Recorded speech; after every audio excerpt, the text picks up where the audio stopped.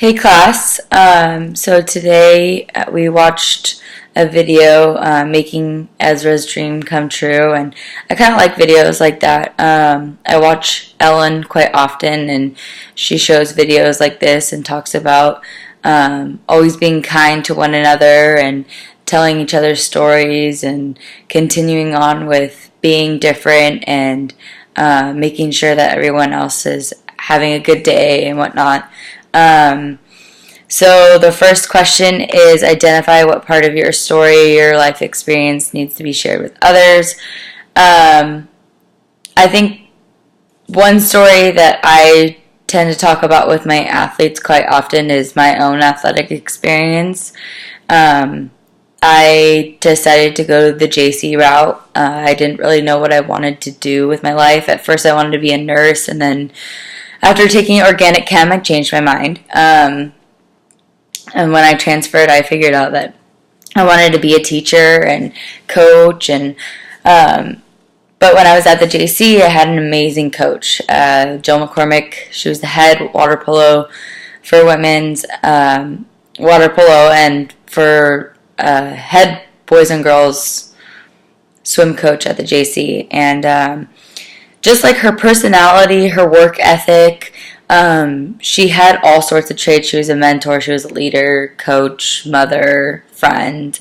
She was just very approachable, and she knew when to be stern with you when you were messing up, and her door was always open. Like, I got in a car accident and she was there right at the scene to come help me because my parents weren't close by. And she's just an all-around good person. And when I decided to transfer to a different school, I had a head coach that was only a couple years older than me and didn't have much experience. And I went in it thinking like that she would be the same as my other coach, and clearly she's not. Everyone's different, and everyone has different coaching techniques, styles, whatever. And my first year was really hard. I got extremely depressed because I was working just as hard as I did at the JC, and trying to step up my game a little bit more, different environment, different people, and I didn't get much playtime.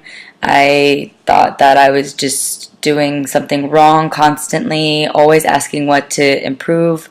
I didn't get much constructive criticism back, and I think that was kind of my fault. I guess I allowed her to walk all over me and not tell me what to do. I would just think to myself that I'm screwing up. And then the summer before my senior year, I ended up going to my JC coach and talking to her about the experience, and she told me to just confront her like I would to her, and just ask her what I need to do. And so I set up a meeting, went into her office, and she told me exactly what I needed to do, and I should have come sooner because I shouldn't have felt the way that I felt. Senior year, I just thought like, okay, I'm trying harder, I'm improving, I should get more playtime, and I kind of realized like it's not really about the playtime. It was just having a better experience and better understanding with this coach in general. A lot of the players didn't like the coach. Like, our main reason why we had such a good bond was that we all hated the coach, and it just wasn't a good environment in general. And it kind of sucks to say that, but I learned a lot. I made a lot of good friends that I'm still friends with to this day and will continue to be friends with forever. And I also learned tactics that I, as a coach, don't want to do. That's not how I want to coach. And I reflect back and look back at my JC coach, and that's the type of coach I want to be. I want to be approachable. I want to talk to my players. I want to motivate them and push them to their limits, and allow them to push their own selves and find themselves and reach all their goals that they wanted. It was just a very hard experience, and I learned a lot, especially senior game.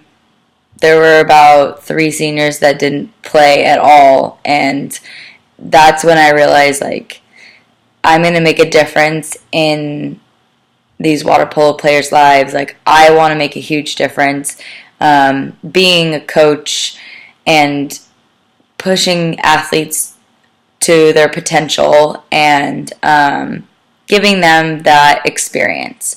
The second question is, what areas of physical education and sport do we need to be more accepting of each other's diversity? Well, in PE, I've noticed like there's 3 different kinds of students. There's the actual athletes who play sports and who excel at almost everything in the class. There are the non-athletes, but they're good at any type of physical activity.